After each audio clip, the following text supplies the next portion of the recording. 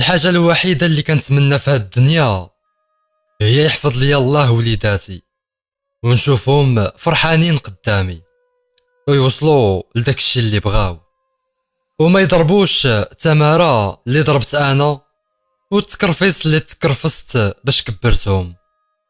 انا سميتي العربي ولا عروب الموسطاج كيف ما كيناديوني كاع الناس.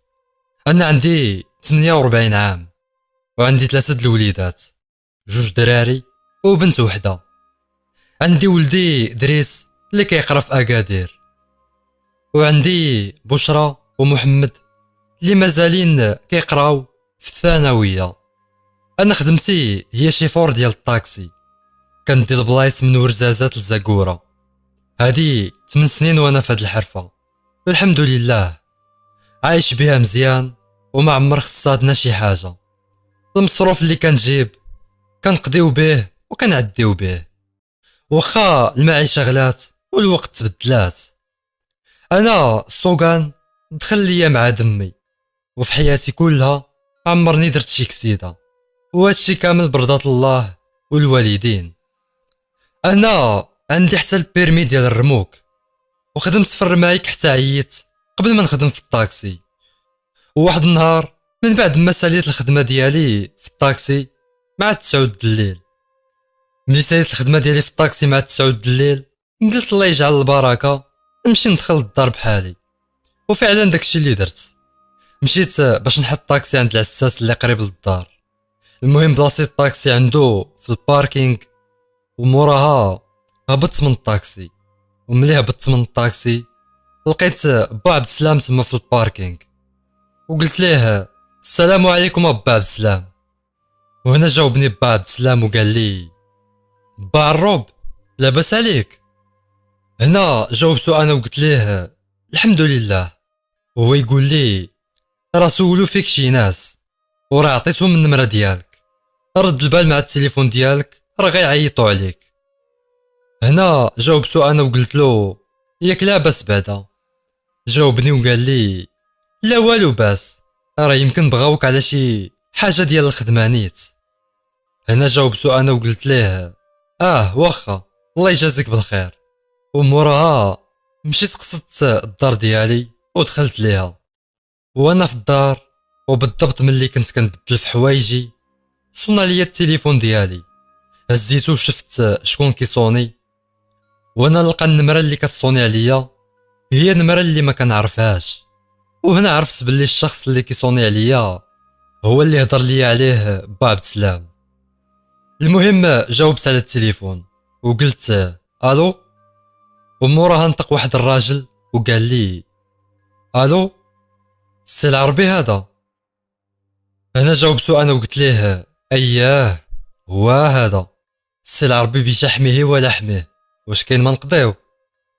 جاوبني داك الراجل وقال لي اياه كاين ما نقضيو، راه سولنا عليك وقال لينا داك السيد اللي عطانا نمرتك باللي راك الله يعمرها دار وثيقه، وراه بغيناك توصل لينا واحد السلعه من زاكوره لمراكش. انا ضحكت انا وقلت ليه الله يحفظك سيدي، ولكن انا راه ما بقاش عندي الرموك. هنا جاوبني داك الراجل وقال لي ايه راني عرفت، راه الرموك ديالنا ان شاء الله هو فاش غتمشي، وراه الثمن ما تضربش ليه الحساب، راه غنتهلاو فيك. هنا جاوبتو انا وقلت له والله ما عرفت، خليني شويه د الوقت نفكر في هذا الشيء ونرد عليك. جاوبني داك الراجل وقال لي واخا غير ما تعطلش علينا الله يرحم لك الوالدين. المهم انا كيف العاده ملي كتكون شي حاجه اللي خاصها تناقش ضروري كيخصني نتجمع مع مراسي ووليداتي وناخد بريهم. وداكشي اللي كان ملي تجمعنا باش نتعشاو فتحت معاهم هذا الموضوع. قلت لهم شي ناس غيعطيوني واحد الثمن زوين باش نوصل لهم واحد السلعه لمراكش. المهم تناقشنا في الموضوع مزيان، وفي الاخير اتفقنا على انني نقبل ونوصل ديك السلعه لمراكش.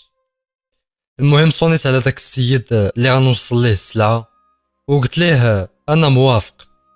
وموراها قال لي الثمن اللي غيعطيني باش نوصل ليه ديك السلعة لمراكش، ووافقت عليه وقلت ليه امتى غادي نمشي نوصل ديك السلعة. جاوبني داك السيد وقال لي غدا ان شاء الله غادي يشارجيو الدراري الدلاح في الرموك راه كاين في زاكورا. داكشي علاش غدا سير حتى انت لزاكورا، وملي توصل ليها تسنى الدراري حتى يشارجيو الدلاح ويساليو، باش في الليله ديال غدا تقلع بالرموك من زاكورا لمراكش، حيت بغينا السلعه في الصباح بكري ديال بعد غدا تكون وصلت لمراكش. وملي توصل لمراكش في الصباح بكري راه غتلقى الدراري كيتسناوك تما باش ياخدو السلعه. المهم من بعد ما قال لي السيد هادشي وافقت عليه، وقال لي البلاصه فين غيكون الرموك في زاكورا، وقال لي حتى البلاصه في مراكش اللي غادي ندي ليها ديك السلعه. المهم تفاهمنا واتفقنا انا والسيد على كل شيء، وموراها سالينا المكالمه. المهم انا اضطريت نسمح في الخدمه ديال الطاكسي واحد اليومين، حيت الثمن اللي غناخدو في هاد البريكول ما كنصورو على 15 يوم في الطاكسي. المهم وصلنا غد ليه وقلت نتوكل على الله، ومشيت لزاكورا. وملي وصلت للبلاصه فين كاين الرموك في زاكورا لقيت دراري شارجاو الدلاح في الرموك ووجدو وقادو كلشي. وهنا سولت واحد السيد اللي لقيته هو اللي مكلف تما، وهو نيت اللي عطاني الكونتاكت ديال الرموك. المهم سولته وقلت ليه واش ما غيمشي معايا حتى شي واحد في الرموك. هنا جاوبني داك السيد وقال لي لا غتمشي بوحدك.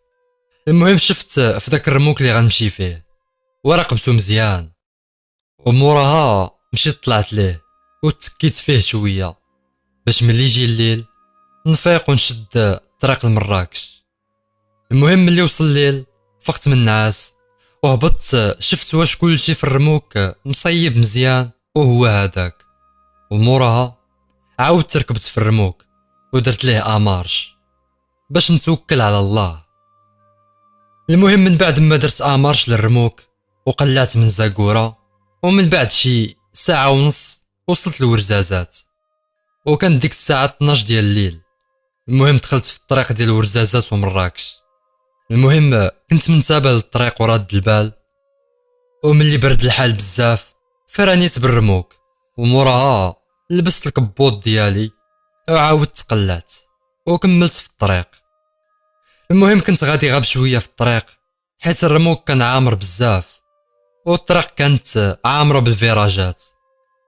المهم وانا غادي في الطريق وقبل ما نوصل لتيشكا فجأة بانت لي واحد المرا كتشير ليا بيديها، كانت واقفه في وسط الطريق وكتشير ليا بيديها. وهنا انا هربت بالرموك وسكيفيتها وما وقفتش ليها. ولكن اش كدير مرا في هاد الوقيته تما في وسط هاد الخلا؟ المهم من بعد ما فتها وزدت شويه في الطريق بانت لي عاوتاني واحد المرا وحده اخرى واللي كانت كتشير ليا حتى هي بنفس الطريقه اللي شيرات ليا بها المرا الاولى. والغريب انهم كانوا لابسين نفس اللباس، عبايه بيضة، والوجه ديالهم ما كانش كيبان، غير هو الفرق اللي كان بيناتهم هو ان المرا الاولى كانت غليظه والثانيه كانت رقيقه. وهذا الشيء هذا شفتو ولاحظتو مزيان لانني كنت غادي غير بشويه. المهم انا قلت في عقلي بلي هذا الشيء عادي وهذه غير صدفه اللي تقدر توقع في اي وقت. المهم بقيت غادي في الطريق عادي، وموراها بشويه بديت كنحس بالرموك ثقال بزاف بحال الا شي حاجه كتحاول تفرانيه وتوقفو وتنقصلو من السرعه. المهم بقيت مقاتل معاه بحال هكا، وموراها عاوتاني بشويه حسيت بالرموك بدا كيخفاف كتر من القياس، بحال الا شي حاجه كتدفع ليا الرموك وكتعطيه الجهد، لدرجه انني في واحد الوقيته شكيت باللي الباب اللوراني ديال الرموك تحل والدلاح اللي فيه تخوى منه. داكشي علاش قررت نفراني بالرموك ونحبس باش نتاكد من هادشي. وداكشي اللي كان فراني جنب الطريق وخليت الرموك مديماري، وموراها نزلت منه ومشيت نشوف السلعه. حليت الباب اللوراني ديال الرموك وضربت بالبيل، ولقيت بلي كلشي هو هداك، حتى حاجه ما ناقصه وكلشي في بلاصتو. وهنا بديت كنقول بيني وبين نفسي استغفر الله العظيم، اعوذ بالله من الشيطان الرجيم.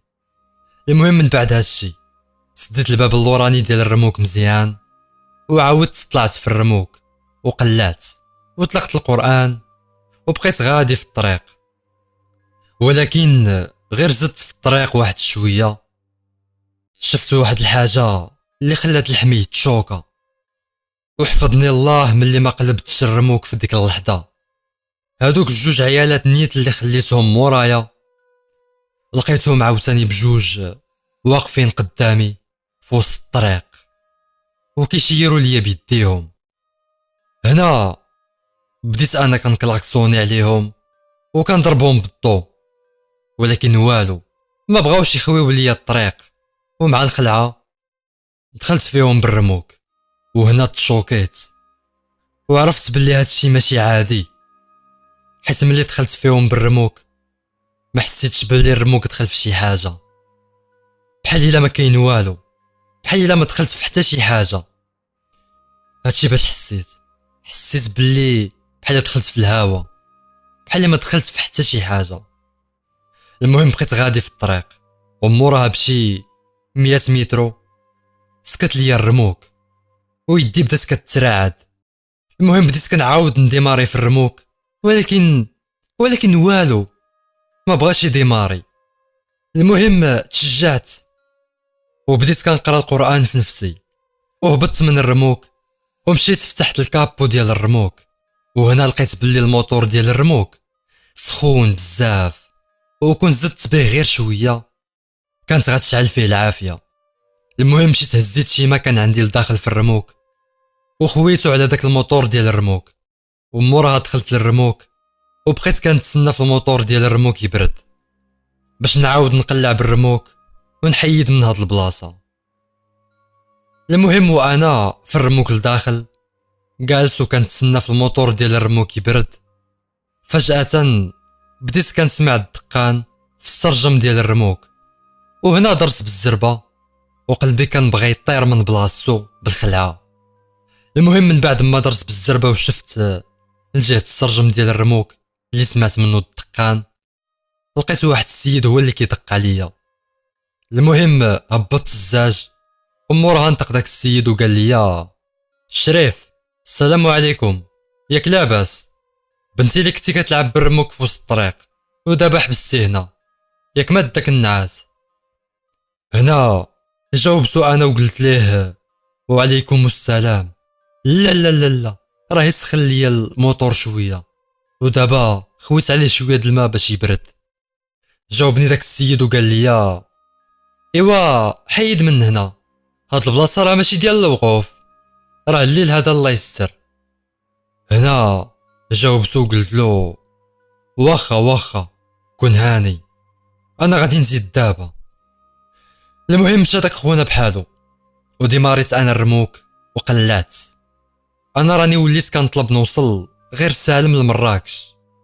المهم زدت شويه في الطريق ودخلت لتيشكا، وفي هاد الطريق ديال تيشكا ما كاين غير الفيراجات والطريق ضيقه، واي خطا في السوقان كيساوي الموت. واللي فايتلو دايز من هاد الطريق غيعرفني مزيان على ايش كنهضر. المهم زدت من التركيز والانتباه ديالي وبقيت غادي في الطريق، وكان قليل فين كنتلاقى مع شي طونوبيل جايه من الجهه الاخرى، يعني قليل فاش كنت كنتقابل مع شي طونوبيل حيت الطريق راه كانت خاويه. المهم بقيت غادي في الطريق حتى وصلت لواحد البلاصه واللي سميتها تدارت. هاد البلاصه هي بلاصه ديال الاستراحه فين كيرتاحوا المسافرين وفين كيتعشاو. المهم بلاصتي الرموك في تدارت وهبطت منه، وموراها مشيت لواحد المطعم تما وشريت شويه ديال الكفته وبقيت جالس كنتسناها طيب. ولكن وانا جالس ملي هزيت عينيا بانوا ليا هادوك الجوج عيالات اللي كنت تلاقيت في الاول جالسين في واحد الطبلة قدامي مباشرة وعاطيني بالظهر. انا ملي شفتهم ضربني الضو وتخلعت وتشوكيت ونط من بلاصتي وانا كنجري وخرجت من داك المطعم. والسيد اللي كان كيوجد ليا الكفته فاش شافني خارج كنجري بدا كيعيط ليا وكيقول ليا خويا راك نسيتي الكفته ديالك. ولكن انا ما ديتهاش فيه وما جاوبتوش ومشيت ديريكت لواحد الحانوت وخديت منه قرعه الماء ومشيت خصت الرموك وطلعت فيه وبغيت نقلع. ويلا بغيت نقلع وهو يجي عندي داك السيد اللي كان كيوجد ليا في الكفته جا لعندي وقال لي مالك شنو واقع هبط راه الكفته ديالك واجده.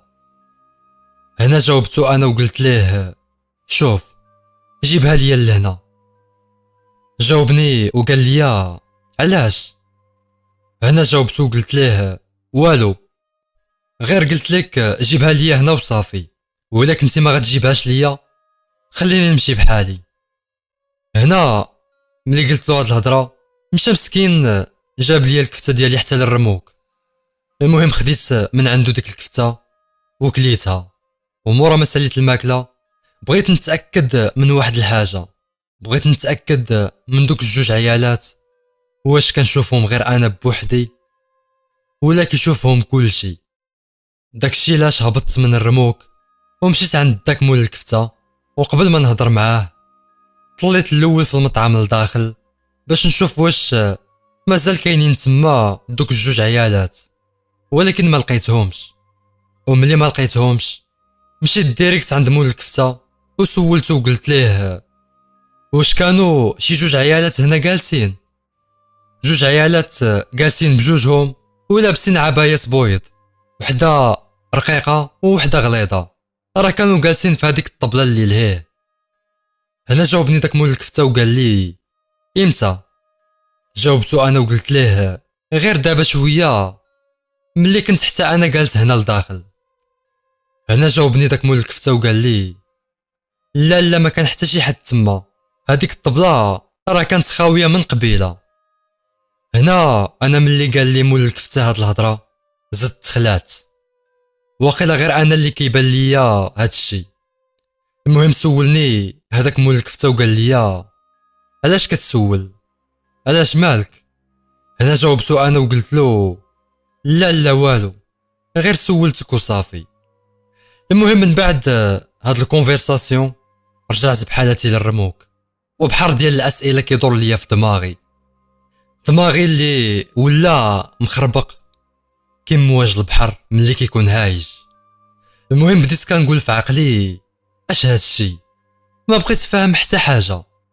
ما نقدرش نكذب على راسي حيت فعلا دوك الجوج عيالات راني شفتهم وماشي تخيلتهم. المهم ديماريت الرموك وقلعت باش نكمل في طريقي. وانا غادي في طريقي بديت كنحس بشي حد راكب حدايا وهنا دورت وجهي وانا نلقى دوك الجوج عيالات بجوجهم راكبين في الكراسه اللي حدايا. وفي هذيك اللحظه اللي شفتهم فيها راكبين حدايا تصدمت اكبر صدمه غنتصدمها في حياتي. انا ملي شفتهم وبديت كنقص في السرعه باش نوقف الرموك ويلا بغيت نوقف الرموك وانا نبدا نسمع دوك الجوج عيالات كيقولوا لي سير ما توقفش سير. قالوها لي بواحد الصوت اللي غريب وماشي صوت اللي عادي ماشي صوت ديال عيالات اللي عاديين. هادو راه جنيات وماشي عيالات اللي انسيات. انا بقوه الخوف ما قدرتش نعاود نشوف ليهم في وجههم ويديا كانوا شادين في القيدون وكيترعدوا وبقوه هذيك الرعده اللي كانت في يديا ما بقيتش قادر نتحكم في الرموك مزيان وبدا كيلعب بيا الرموك في الطريق. المهم مورا هادشي بشويه زعمت وعاودت شفت حدايا غير بنص عين وانا نلقى باللي دوك الجوج جنيات ما بقاوش كاينين، ما بقاوش حدايا. المهم وليت كندعي وكنطلب دوز هاد الليله على خير، وبغيتها دوز بالزربه ويصبح الحال بالزربه، حيت صافي الا زدت غير شويه غادي نحماق، ما غاديش نبقى بعقلي. المهم قررت انني نحبس هنا ونوقف جنب الطريق حتى الصباح عاد نكمل طريقي لمراكش. واصلا راه قربت لمراكش وما بقاليش بزاف باش نوصل ليها. المهم بلاصيت الرموك جنب الطريق وسكتو، وبقيت كنتسنى حتى يصبح الصباح عاد نقلع عاوتاني ونكمل الطريق اللي بقات لي. المهم من بعد ما بلاصيت الرموك جنب الطريق وسكتو، غمضت عيني باش ما تبان لي حتى شي حاجه اللي غتخلعني، وتكيت على الكيدون. المهم بقيت على هاد الحال، وموراها بشويه بدا كيصوني ليا التليفون. المهم جاوبت على التليفون بلا ما نشوف شكون اللي كيصوني. المهم جاوبت وانا نقول الو، وهنا جاوبني واحد الصوت وقال لي السي العربي وصلتي ولا مازال؟ هنا ملي سمعت انا الصوت عرفتو داك السيد اللي كيتسناني في مراكش، السيد اللي غنوصل ليه السلعه لمراكش هو اللي صونا عليا. المهم جاوبتو وقلت ليه راني قريب لمراكش، ولكن ما عرفتش شنو وقع ليا، راني غنبقى هنا حتى الصباح وغادي نقلع. هنا جاوبني داك السيد اللي غنوصل ليه السلعه وقال لي لا والو، راه كنتسناوك، خاصك توصل في الصباح بكري، راه دايرين مع الناس غيجيو ياخدو السلعه في الصباح بكري، ضروري خاصك توصل في الصباح بكري، داكشي لاش خاصك تكمل طريقك دابا. هنا انا ما لقيت ما ندير، وانا نقول ليه صافي واخا انا غنكمل الطريق دابا. وداكشي اللي كان، قلعت عاوتاني بالرموك وشديت طريقي لمراكش. المهم بقيت غادي في الطريق وزدت من السرعه باش نوصل في الوقت وما نتعطلش، ولكن وانا غادي في الطريق بسرعه اللي كبيره بدا الرموك كيتهز وكيتزعزع بيا غاب بوحدو بحال الا ضربو الزلزال. حاولت نكونترولي الرموك ونتحكم فيه، ولكن والو ما قدرتش. وفجأة بانوا لي دوك الجوج جنيات عاوتاني في وسط الطريق، ويلا حاولت نهرب عليهم ونسكيفيهم وهو يتقلب بيا الرموك، وهنا سخفت وغيبت. وملي عاودت حليت عيني لقيت بزاف ديال الناس دايرين بيا وكيقولوا لي غير بشويه عليك، على سلامتك على سلامتك. المهم جبدوني الناس من وسط الرموك وانا سالم تماما وما وقع ليا والو، ما تآديتش وما تضربتش شي ضربه خايبه، كانت فيا غير واحد الخبشه صغيره في يدي اليسرى.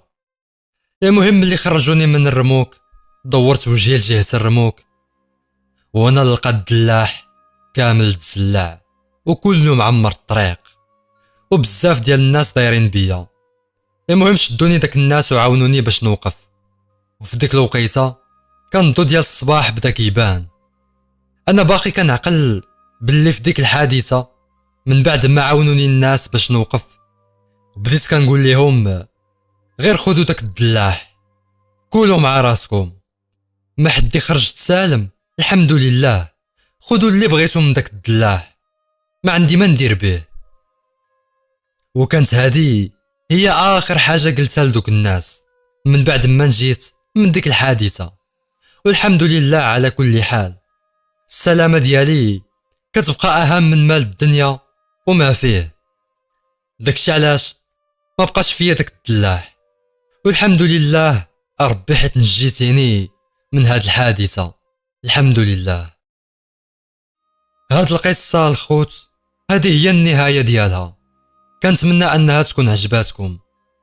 المهم ما تنساوش تخليو ليا في كومونتير الراي ديالكم في هاد القصه وشنو بغيتو في القصه الجايه. بالنسبه لللايك الا كنتي مازال ما دايرهاش ديرها، وإلا كنتي مازال ما تابونيتيش في القناه دير ديك ابوني راها فابور.